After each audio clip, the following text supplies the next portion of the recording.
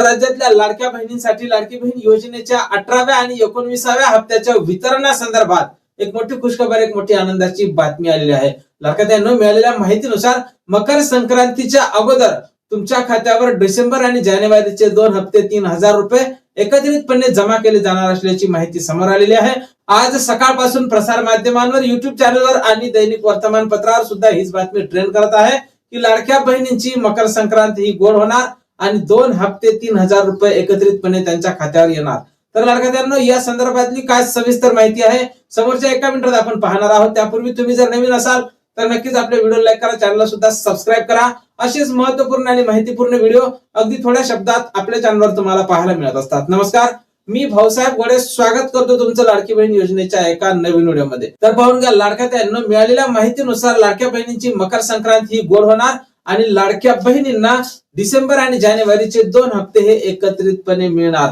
तर त्यासाठी तुम्हाला काय महत्वाचं आहे ते सुद्धा आपण समोर व्हिडिओमध्ये पाहणार आहोत. त्यामुळे तुम्ही व्हिडिओला कुठेही स्किप न करता व्हिडिओ शेवटपर्यंत पहा.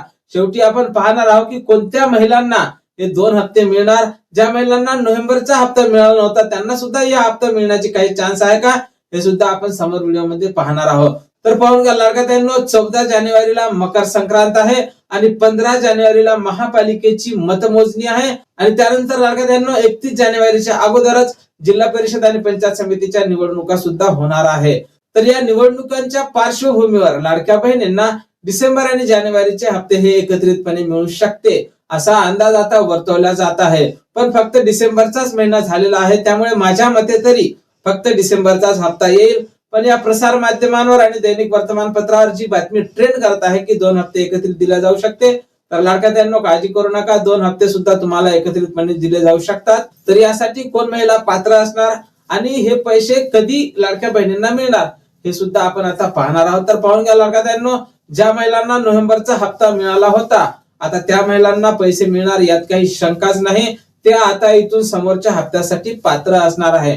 पण ज्या महिलांचा हप्ता रखडलेला आहे, सूत्रांकडून मिळालेल्या माहितीनुसार ज्या महिलांना नोव्हेंबरचा हप्ता मिळाला नाही त्यांच्या निकषाची तपासणी ही चालू आहे आणि त्या महिला त्या निकषात जर पास असतील, ज्या महिला त्या निकषात बसत असतील तर अशा महिलांना समोरचा हप्ता सुद्धा मिळला जाऊ शकते. पण आता शक्यतोवर बऱ्याच महिला अपात्र झाल्याची सुद्धा माहिती समोर येत आहे.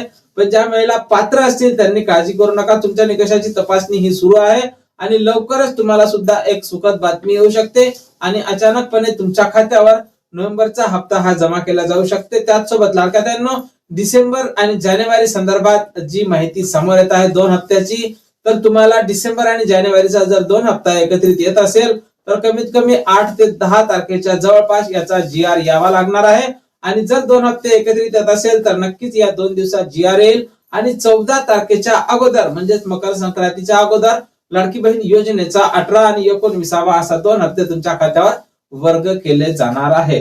नोव्हेंबर आणि डिसेंबरच्या हप्ते वितरणासंदर्भात जशी काही नवीन अपडेट आपल्याकडे उपलब्ध होईल, सर्वप्रथम तुम्हाला आपल्या चॅनलवर अगदी थोडक्या शब्दात पाहायला मिळणार आहे. त्यामुळे तुम्ही नवीन असाल तर नक्कीच आपल्या व्हिडिओ लाईक करून चॅनलला सबस्क्राईब करून घ्या. जय महाराष्ट्र.